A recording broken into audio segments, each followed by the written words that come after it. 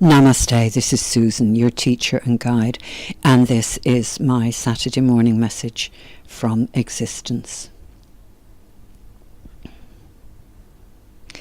I'm calling this tuning into my heart and remembering as an 18 to 20-year-old the hope and the excitement I felt. But there's a subtitle.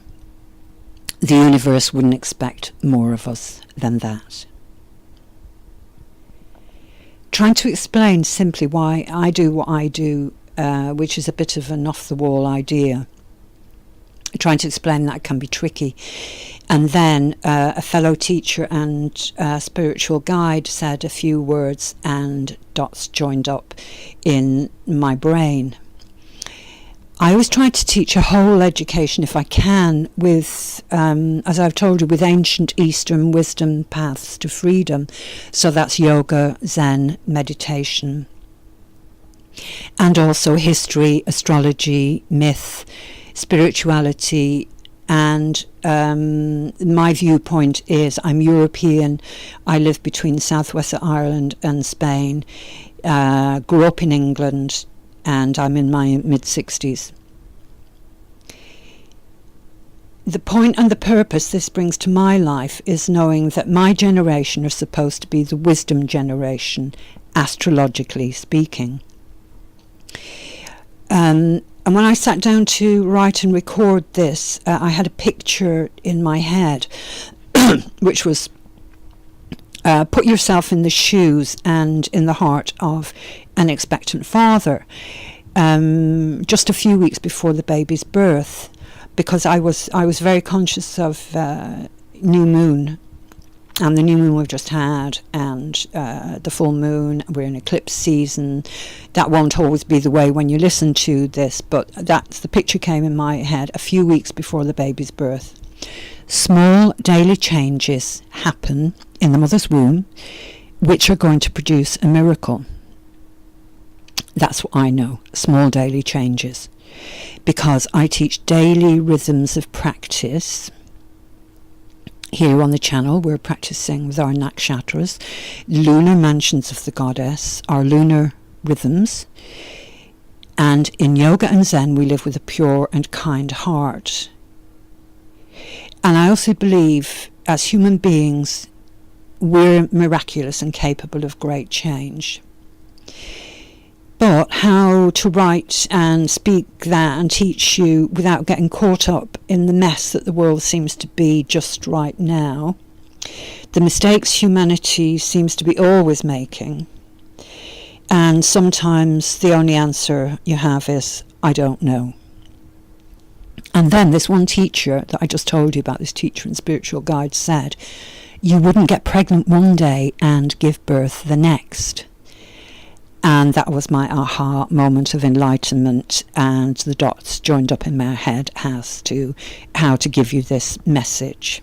It's a story. All my messages from existence come to me like stories. That's how I get my guidance. Astrologically, each one of us, when we're born into a generation, and we have the qualities of our generation. We also have a mission, which can be our karma. I'm born into the Pluto in Leo years, which that was between 1939 and 1957, and we're called the wisdom generation. Many of us are very karmic individuals, especially the creative ones. We have all the Leo stuff of appearing to be regal, and we may have actually been kings and queens many times in our previous incarnations, and I won't go into that now.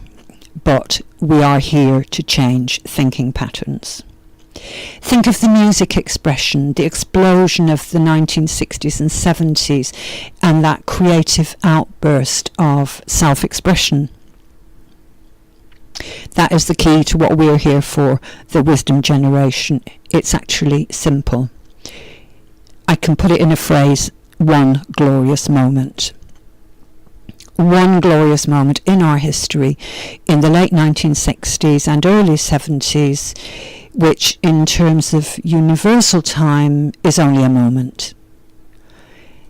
This was the moment when we realised we were golden children of a benign, loving universe, and we could set ourselves free from all the rigid thinking, the people set in their ways, the old ways that weren't working anymore. We could set ourselves free with love. What we're here to do is help those who are here now, at the age we were then, think differently and make our world and future a place for humanity to not only survive but grow and thrive. That we do actually have a future, in case you're worried about that. Why we might be feeling pressure to do it now, my generation, is simply that because of the age we are, we'll be dying out sooner rather than later, and perhaps now is the time when we go, okay, I'm ready to commit. However, all generations do have strengths and weaknesses, or we wouldn't be human. So yes, my generation can be enlightened, creative. We grow and evolve in a revolutionary way. We broke down old rigid thought patterns about society, education, war, and the division of our planet and its resources. We can, though, also be selfish, self-centered. We're kind of lazy, not that disciplined, and we would take the easy way out of organising anything if we could. That being as how we don't like authority that much, if at all. Many of us took up occupations in banking, administration and government following a brief few hippie years of youth. So it's really no big surprise, and it wasn't to me then to learn that some of my generation is actually responsible for many of the problems we now face today. Financial fraud, banking failures, social inequality due to over-regulation. I don't want to go on because, as I said, I don't want to get caught up in the mess. We're talking about the mess. The good news is, when you get older, wiser, and accept a few things about life, it does actually get easier to say, maybe the time is right now to do what we're here to do, and learn to become the authority figures. We do have a message. The generations taking our world forward need to know each person individually is a golden child born of love.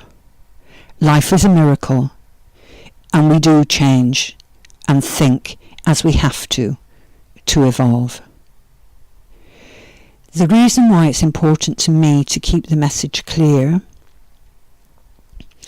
is my generation can also be irresponsible. Reason for many of our world problems right now.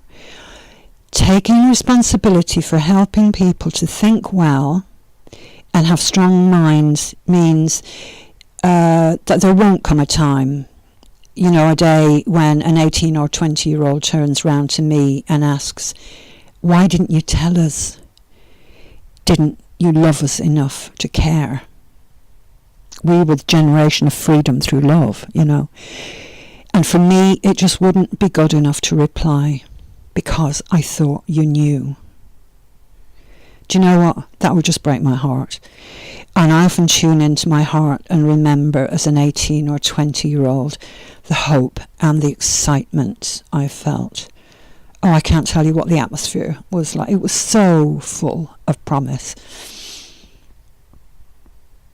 And we thought we were strong enough, and we thought we knew, or we were going to know it all. And anyway, if we all could tune into our hearts on a daily basis, get in touch with hope, which is a human being's greatest strength, and make small daily changes. Those small ways we think, changes to the way we think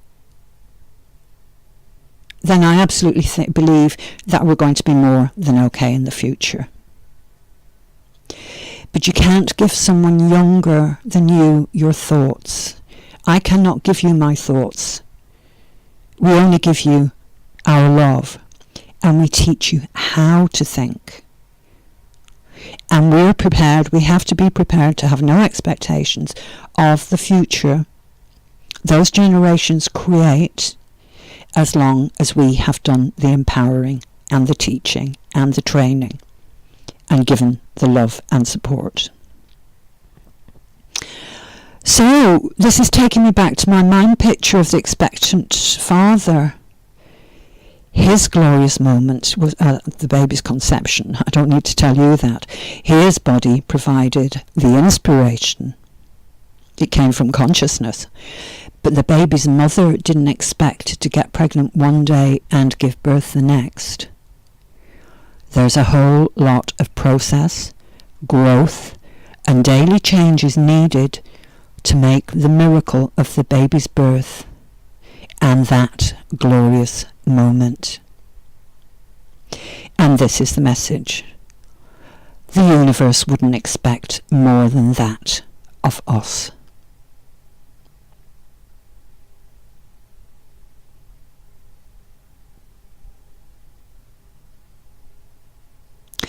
And all I hope is we tune in and listen to our hearts, and change can happen one kind thought at a time. Namaste. This is for the healing of your flow and your bliss.